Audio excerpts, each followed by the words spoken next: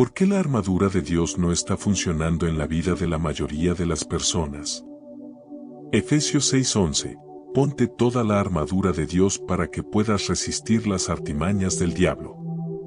Como creyentes, estamos llamados a ponernos la armadura espiritual porque estamos inmersos en una batalla espiritual.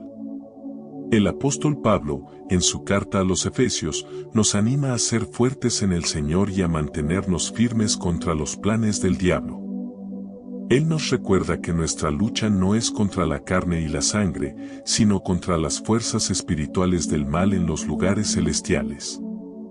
Por lo tanto, es crucial que estemos debidamente equipados para esta batalla, y Dios nos ha provisto generosamente con la armadura de Dios, el cinturón de la verdad, la coraza de la justicia, las sandalias del Evangelio de la paz, el escudo de la fe, el casco de la salvación y la espada del Espíritu. Ahora que hemos detallado las 6 piezas de la armadura de Dios, quiero centrarme en un versículo que rara vez se predica, posiblemente sea el elemento más importante relacionado con la armadura de Dios. Efesios 6:10, finalmente, hermanos míos, fortaleceos en el Señor y en el poder de su fuerza. El tipo de cristiano favorito de Satanás es el que no está fortalecido en el Señor. Los cristianos que no son fuertes en el Señor son los santos que se quejan y lloran.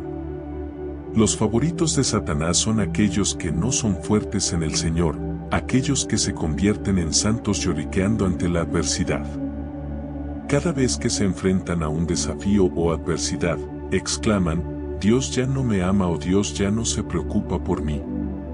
Pero quiero recordarte hoy que como seguidores de Cristo, estamos llamados a ser fuertes en el Señor y a superar la debilidad a través de su poder y gracia.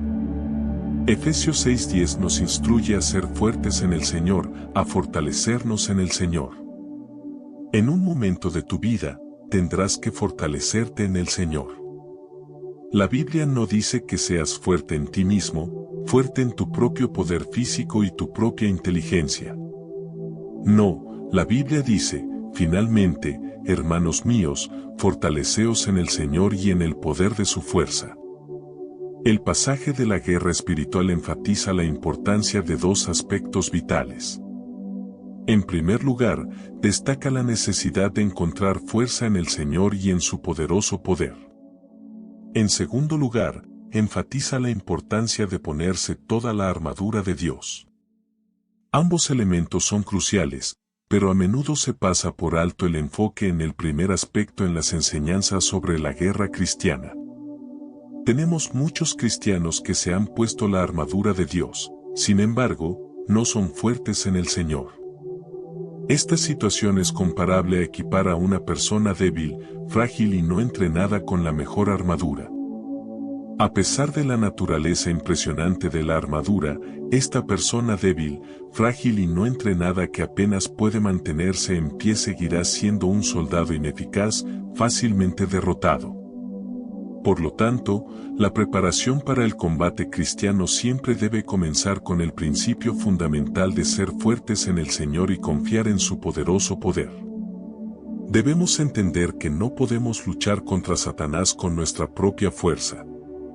Satanás no nos teme, ni a nuestro nombre, ni a nuestra riqueza, ni siquiera a nuestras conexiones terrenales. Satanás teme a Dios y teme a los que son fuertes en el Señor. Solo a través de ser fuertes en el Señor podemos resistir eficazmente los planes malignos y las estrategias crueles del enemigo. La fuente de nuestra fuerza, el corazón de la guerra espiritual, radica en nuestra capacidad para apropiarnos de la fuerza de Dios. Debemos aprovechar el poder divino que está disponible para nosotros como creyentes. Nuestra fuente de fuerza no se encuentra en nosotros mismos, sino en el Señor. Él es quien nos equipa con la armadura de Dios y nos capacita para mantenernos firmes. Al acercarnos a Dios a través de la oración, la adoración y el estudio de su palabra, podemos acceder a su fuerza y ser llenos de su poder. ¿Cómo puedes ser fuerte en el Señor cuando apenas lees la Biblia y apenas escuchas la palabra de Dios? ¿Cómo puedes ser fuerte en el Señor cuando apenas tienes vida de oración? ¿Cómo puedes ser fuerte en el Señor cuando apenas asistes a la iglesia? ¿Cómo puedes ser fuerte en el Señor cuando oras 1 minuto al día todos los días? ¿Cómo puedes ser fuerte en el Señor cuando no caminas con Él, no hablas con Él, no le obedeces ni lo escuchas? El tipo de cristiano favorito de Satanás es aquel que es débil en el Señor. Sí, puedes haber vestido toda la armadura de Dios, pero, ante todo, ¿eres fuerte en el Señor? Incluso los hombres fuertes requieren ser fuertes en el Señor. Mira a David, posiblemente uno de los guerreros más grandes de la historia humana. David era un guerrero de tal magnitud que era inusual. Tenía un historial de cadáveres detrás de él que había matado, ejércitos, leones, osos y gigantes cayeron a manos de David. David era un hombre de guerra, el tipo de hombre que querrías tener de tu lado en la batalla. Tenía un lado de su personalidad que era gentil, pero también tenía un lado de su personalidad que era violento y agresivo. Incluso como rey, David ejemplificó el corazón de un guerrero. A diferencia de los reyes de su tiempo, David no se distanció de la línea del frente. Era un rey que luchaba codo a codo con sus hombres en las trincheras. La valentía de David fue evidente cuando él y sus hombres derrotaron valientemente a 200 filisteos, llegando incluso a presentar sus prepucios ante el rey. David no era un hombre común, fue celebrado en canciones por sus hazañas heroicas en el campo de batalla. Mientras las mujeres bailaban y cantaban, proclamaban, Saúl ha matado a sus 1000 y David a sus 10,000. David poseía un espíritu militante, corriendo ansiosamente hacia las batallas mientras otros huían. Persiguió intrépidamente a leones y osos, mostrando su naturaleza radical y valiente. Su impresionante historial incluía triunfos sobre gigantes, leones, osos y ejércitos enteros. David entendía que fue el Señor quien lo equipó, entrenando su mano para la guerra y sus dedos para la batalla. Sin embargo, notamos que un hombre como este, un hombre tan fuerte como el rey David, tuvo que ser fuerte en el Señor en momentos de su vida. Permíteme mostrarte una instancia de David siendo fuerte en el Señor. En 1 Samuel 30, 1-2, leemos que David y sus hombres regresaron a su base en Siclague, solo para descubrir que había sido incendiada y sus familias tomadas cautivas por los amalecitas. La pérdida devastadora afectó profundamente a David y sus hombres. Estaban abrumados por la aflicción y la angustia. En este momento, David enfrentó una crisis y su respuesta revelaría la profundidad de su fe y su confianza en Dios. Imagina la agitación que experimentó David. Sus propios hombres, que habían sido leales a él, se volvieron contra él, culpándolo por su desgracia. En medio de la situación desesperada, vemos que emerge el verdadero carácter de David. En lugar de ceder a la desesperación o tomar el asunto en sus propias manos, David hizo algo extraordinario. En 1 Samuel 30, 6, dice, pero David se fortaleció en el Señor. David sabía a quién acudir en su angustia, encontró fuerza en el Señor. Y este es un mensaje para ti hoy, en algún momento de tu vida, tendrás que encontrar fuerza en el Señor, tendrás que fortalecerte en el Señor. Otras traducciones de este versículo declaran que David se animó a sí mismo en el Señor, su Dios. Llegará un momento en el que tendrás que animarte a ti mismo en el Señor. Cuando estés solo, cuando tengas miedo, cuando las probabilidades estén en tu contra, cuando la situación parezca desesperada e inútil, anímate a ti mismo en el Señor, sé fuerte en el Señor. Rechaza ser el tipo de cristiano favorito de Satanás, aquel que al primer signo de problemas clama, Dios ya no me ama o Dios ya no se preocupa por mí. Recoge los pedazos, rechaza ser un santo lamentador y anímate a ti mismo en el Señor. Dite a ti mismo Filipenses 4:13, todo lo puedo en Cristo que me fortalece. Y repite Romanos 8:37, pero en todas estas cosas somos más que vencedores por medio de aquel que nos amó. Y recuerda Salmos 27, unos confían en carros, y otros en caballos, pero nosotros, del nombre del Señor nuestro Dios. Romanos 8, 38-39, porque estoy persuadido de que ni la muerte ni la vida, ni los ángeles ni los principados ni las potestades, ni lo presente ni lo porvenir, ni lo alto ni lo profundo, ni ninguna otra cosa creada nos podrá separar del amor de Dios, que es en Cristo Jesús, Señor nuestro. Debemos reconocer que, aparte de Él, no podemos hacer nada. Efesios 6:10, por lo demás, hermanos míos, fortaleceos en el Señor y en el poder de su fuerza. El tipo de cristiano favorito de Satanás son aquellos que son débiles en el Señor. Cristianos que no son fuertes en el Señor. Los favoritos de Satanás son los santos que lloriquean y se quejan.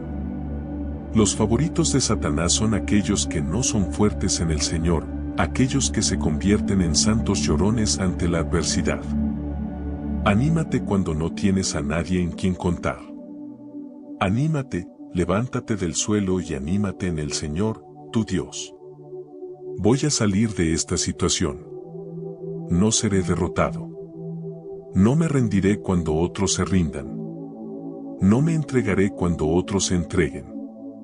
En tu situación de hoy, anímate en el Señor. Saldrás de esto. Quiero animarte hoy a seguir luchando, a seguir avanzando y a no rendirte. Elige seguir luchando, incluso cuando parece que todo está en tu contra.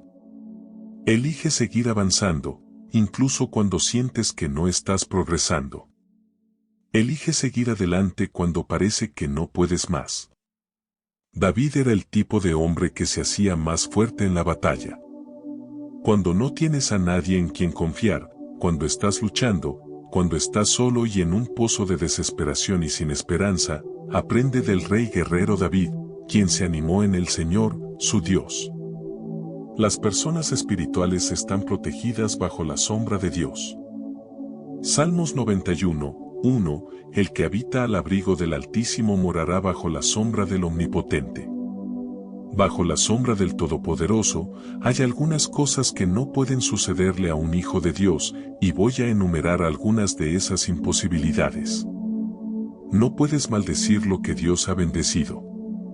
Es probable que escuches poco acerca de las maldiciones en la cristiandad moderna, pero la Biblia nos revela que las maldiciones son reales. Si observas nuestra sociedad moderna, hay un aumento en la brujería moderna y prácticas ocultas. Hay tantos programas de televisión y películas centrados en la brujería que prácticamente se ha vuelto parte de nuestra sociedad. La gente ya no piensa que las maldiciones son reales. Nos hemos vuelto insensibles a las maldiciones y hechizos en la cultura actual. La Biblia habla de las maldiciones y nos asegura que nosotros, como hijos de Dios, estamos protegidos. No sabes qué cosas hacen algunas personas. Puedo decir esto con certeza, estoy seguro de que a lo largo de tu vida, varias personas han intentado maldecirte de una forma u otra. No seas ingenuo y pienses que a todos les agradas o te quieren. Hay personas que sonríen en tu cara pero te odian en secreto. No seas ingenuo. Proverbios 26, 2, como el gorrión en su vagar, y como la golondrina en su vuelo, así la maldición sin causa no vendrá. Esto significa que las maldiciones hechas contra personas inocentes no tienen ningún efecto. No puedes maldecir lo que Dios ha bendecido. El simple hecho de que hayas nacido de nuevo significa que estás bendecido más allá de la medida. Ningún demonio en el infierno puede tocarte. Satanás mismo no puede tocarte. Ninguna fuerza espiritual puede interferir en tu vida a menos que Dios lo permita. ¿Recuerdas en el libro de Job que Satanás sabía exactamente quién era Job, conocía todo acerca de él, su casa, su familia y sus posesiones? Satanás había observado a Job, pero no podía hacer nada contra Job. ¿Por qué? Job 1:10 dice, ¿no has puesto cerco por todos lados a él, a su casa y a todo lo que tiene? Has bendecido la obra de sus manos, y su hacienda se ha aumentado en la tierra. Dios había puesto un cerco de protección a su alrededor. Dios no es parcial, si lo protegía a él, también te protege a ti. Hay un cerco de protección real y tangible en tu vida, al igual que alrededor de tus seres queridos. Esto no significa que nunca te ocurrirá algo negativo, vivimos en un mundo imperfecto y caído, por lo que cosas negativas sucederán a todos debido a la naturaleza de este mundo. Por ejemplo, perder a un ser querido es una experiencia negativa en la vida de alguien, pero eso no significa que no haya un cerco de protección a su alrededor. Esa es la naturaleza del mundo, es un mundo caído y en un mundo caído, tienes un Dios que te cuida activamente. Él no duerme ni se adormece, sino que tiene un interés activo en tu vida. Lo único desafortunado, uso esta palabra para llamar la atención, aunque en realidad no lo es, sobre la protección de Dios es que Él lo hace tan bien que no vemos lo que podría haber sucedido si no fuera por el Señor. Algunos de nosotros estaríamos muertos y en el infierno si no fuera por el Señor. Hay situaciones incontables que nos habrían derrotado si no fuera por el cerco de protección de Dios. Si Dios no estuviera protegiéndote, Satanás habría tenido un festín dentro de tu vida en 24 horas, como lo hizo con Job. En el espacio de 24 horas, Job perdió a todos sus hijos, su salud y toda su riqueza. Tú y yo debemos agradecer a Dios por todas las cosas de las que no somos conscientes y que Él nos ha protegido. Ninguna arma forjada contra ti prosperará, y condenarás toda lengua que se levante contra ti en juicio. Esta es la herencia de los siervos del Señor, y su justicia es de mí, dice el Señor. Hay una protección y un refugio bajo la sombra del Dios Todopoderoso. Dios te está protegiendo, y no solo a ti, sino también a tu familia.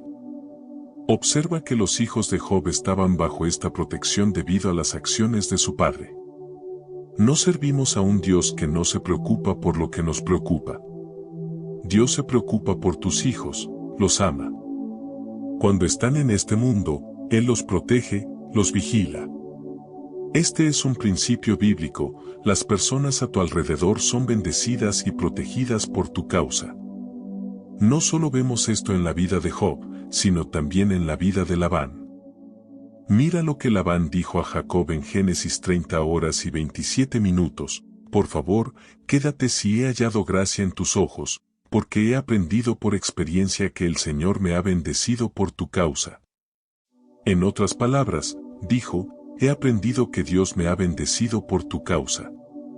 Un esposo incrédulo puede no darse cuenta de que todas las cosas maravillosas que suceden en su vida y en su hogar son porque tiene una esposa creyente que ama al Señor.